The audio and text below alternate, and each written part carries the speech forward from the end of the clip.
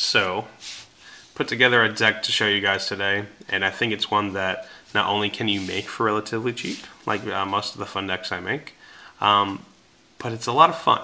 And it's more fun for you than it is for your opponent, but if you play this deck right, you can actually stand up to the meta and win. You can win a locals with this, no problem. Are you going to win a regionals or a YCS? Not likely, but you know, you get lucky, you get lucky.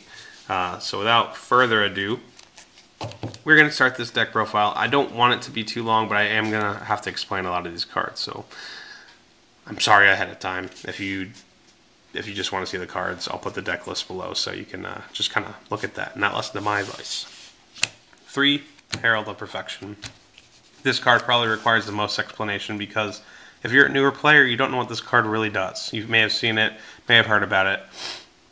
But essentially, once this guy gets ritual summoned, you can pitch a fairy from your hand to negate a spell, trap, or monster effect. Now, that can be an effect that activates in the hand, the graveyard, remove from play, during the damage step, anything like that. It can negate anything that's not a spell speed 3 or higher.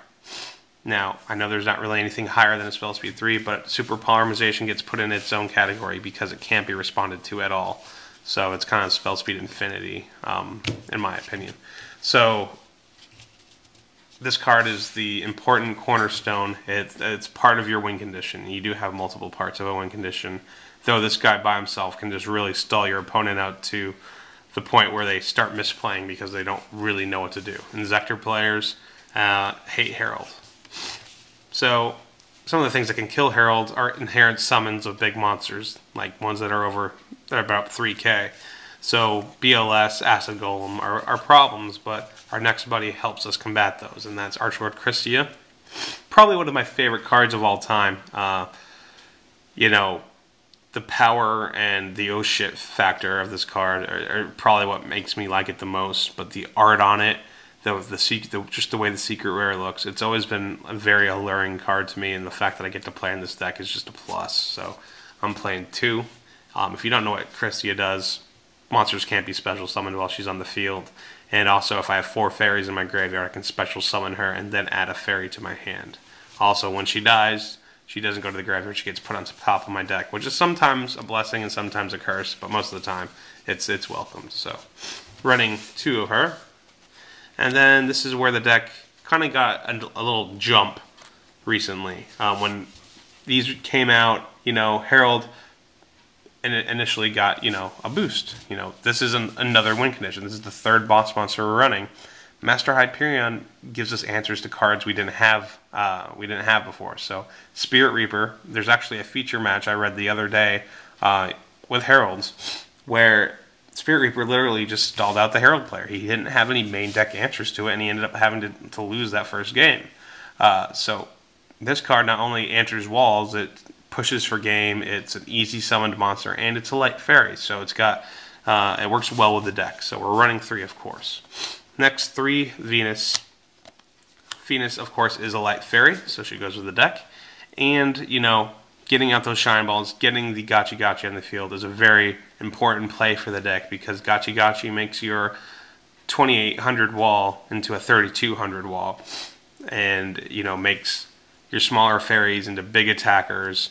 And you know, Gachi Gachi plays. If you get 1, it's crazy. If you can somehow get 2 out, which I've done multiple times with the deck, it's just actually a lot of fun to see your opponent kind of squirm and try to figure out how to get rid of them.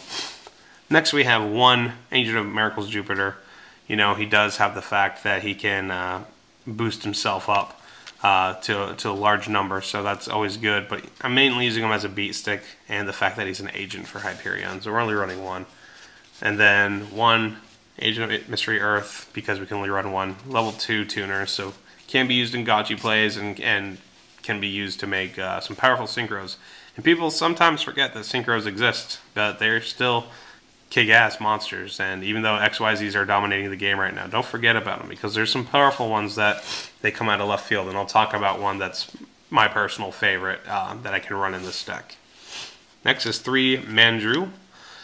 The great thing about Mandrew is that it allows us to add a Herald to our hand, a ritual spell to our hand, a ritual spell, or a monster to the hand. But he's also a light fairy, so he has great cohesion with the deck, and just a staple at 3. He does get Veilered quite a bit, I've been noticing, but you know, it's an important part of the deck and a necessary card. And the next card is another necessary evil. Getting that spell card to your hand as early as possible is pretty important. So this card, while it's not a light fairy, it does kind of... I hate playing it, but I hate not playing it. It's one of those cards. I'm sure you guys have cards like that in every deck, and this is the one in this one. I hate the fact that he's not a fairy, but I love the fact he gets me my ritual spell card, so I am going to run 1 in this deck. Next, 2 Herald of Orange Light. Now he's a level 2 tuner, but he also gives us a little extra negation before we get our Herald out. Now if you negate things with Herald of Orange Light, it's almost always unexpected. For example, your opponent summons a BLS, and all you have is, you know, a Manju on the field and like a Royal Decree. They attack into your Manju, activate the effect to attack again. You pitch, you know, Herald of Orange Light and another card, another fairy to the graveyard, and you destroy a BLS. And it comes out of nowhere. People aren't expecting it. And when agents were being played a lot more, that snuck up on a lot of people, and it still can. It's also a level 2 monster and a light fairy, so I am running 2 of them.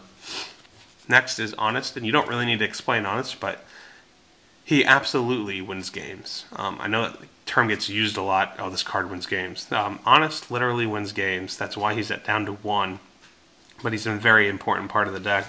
And, you know, when they try to finally attack over your Christie, if they can manage it, you just drop Honest, and you watch their face just go, oh, fuck. And just an amazing card.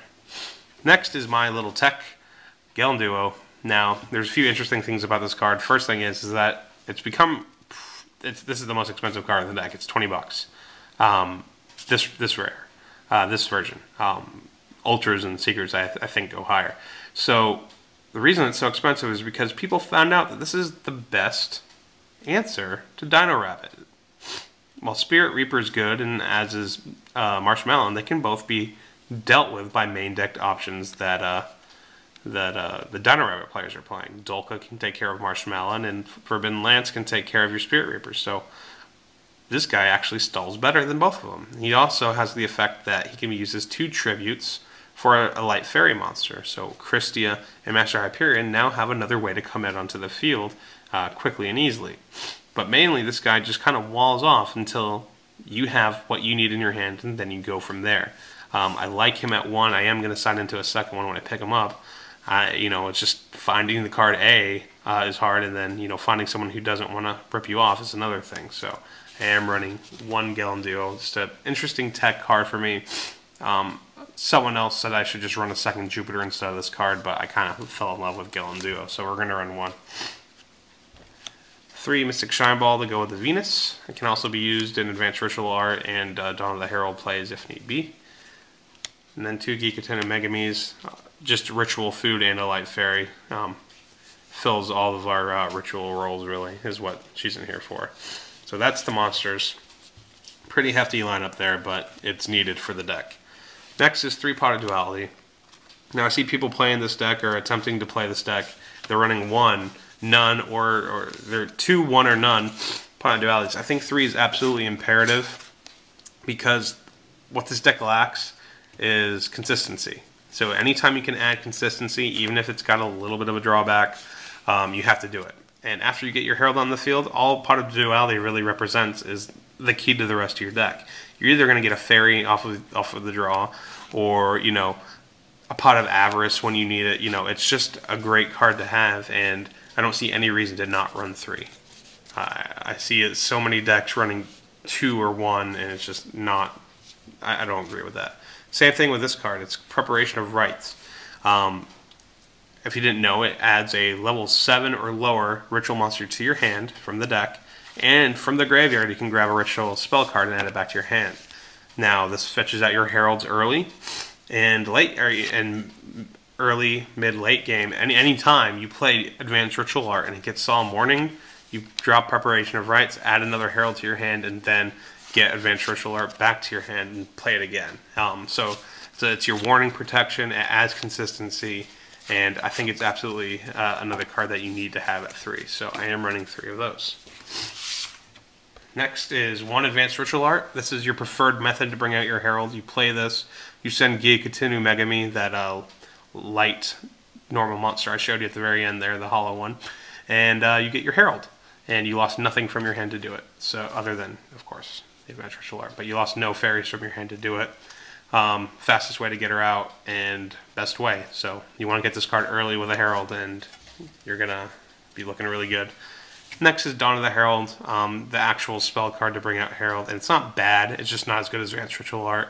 It has to be from the field or your hand for the material. But whenever you send the material, you can remove this card from the graveyard to get one of those material pieces back. So it's not bad, it's just not as good or as fast as Advanced Ritual Art. Pot of Avarice. You know, you can go a couple different ways with this deck, and since I'm not running as many normal monsters as I would in some other builds, I am going with Pot of Avarice. And what I'm talking about is that you could run this card, and I was running this card when I had a little different monster lineup. It's Dark Factory of Mass Production. Add 2 normal monsters back to your hand, so it just gives you more fodder to be used with your Herald of Perfection. Also would allow you to make pretty big gotchi plays late in the game where they didn't think they would come from. So it was a good card, but I didn't want to run them both together because I feel like, you know, this is taking 2 out, but you need 5 for this to go off. And I feel like Pot of Avarice is more of a game changer than Dark Factory is. I do think Dark Factory is a good card. Just with the build I have now, I think I'd rather run the Avarice. 1 Heavy Storm and 1 Monster Reborn. Again, you pitch your Hyperion or your Christia with Herald's Effect to negate something, and then you Monster Reborn it, either one of those, and you have a really nice setup on the field. And then my traps are 3 Royal Decree. You could go a few different ways with your trap lineup. I think 3 Decree is the safest way to go, but some people may run Safe Zone and Decrees and things like that, mix it up. But I think that the simpler is a little bit better because you do have a lot of stuff going on in this deck, and you don't need to be worried about Safe Zone and things going on with that. I don't dislike Safe Zone, the builds with Safe Zone, but I do think the ones with Decree are better. So that's the main deck. And again, this deck is incredibly fun to play. Incredibly fun to play. Give it a chance. You know, you may open up bad a few times, but it's worth it. You know, you can actually play through bad hands. All it takes is 1 monster to really change it, and you have a whole slew of ways to win the game. I've won games where I don't even get out my Herald because Hyperion and Christia are such a good backup for Herald. So that is the deck. I will show you a few extra deck cards. I don't have these sleeved properly, so don't make fun of the ragtag sleeves I have on here because I did just put the deck together. So Gotchi, of course, is an important card to the deck. I'm running 2, but you know, I think 3 might actually be okay as well. 1 Catastor. We are synchroing in this deck, and Catastor is another card that is imperative to this deck's success. Black Rose, because we can go into it. Brionac, because we can also go into that. MST, because it's randomly sitting in here. They're the 2 Moki Moki tokens I have. I was going to run Moki Moki, and these are actual cards with, I'll show you. These are actually going to be my Moki Mokis. And I ran the build that ran Moki Moki, but I didn't end up running that. But I love these little guys. They're probably my favorite tokens I have. But I am going to start printing hollow tokens, so I'll make a video later this week with my first prints that I did, because that'll be coming in just a few days. I'll be printing those off. Now that I'm rambling, let's get back to the extra deck. Red Dragon Archfiend is not needed, but I just kind of was throwing cards in here, so these next ones aren't really important. Dark Mist allows you to pretty much attack over any card, and it can be made off the same plays that would normally make Gotchi Gotchi. Instead, you have a big monster that on their side of the field, you make Dark Mist and attack over it. It's always going to be 100 more than the opponent's monster, so not bad.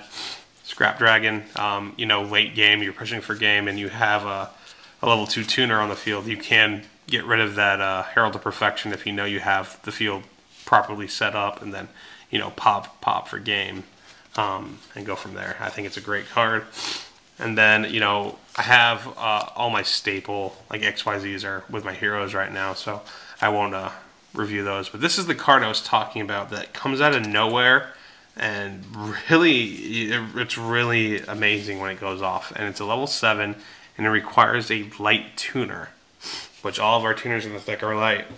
But the difference in your life points and your opponent's life points are either added or subtracted. So if your points are higher than your opponent's, the difference is added to this card. So say I'm at 7,000 and they're sitting at 4,000.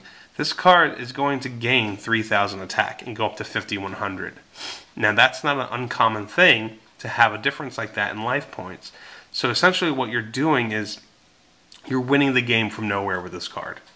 You can win the game from nowhere. It's crazy. Like, you have a field, you attack with a Hyperion, that's going to knock 27 off of them, that's going to add 27 to her. So inherently it's 2,100 attack. It can just become astronomically high. And pulling this card out against people, which you can do with your Venus, Gotchi, Earth, the mixture of those monsters. This card does come out more than you would think it would, and it's just awesome when it does. So I'm kind of going on about a fucking card that no one cares about, but it's awesome.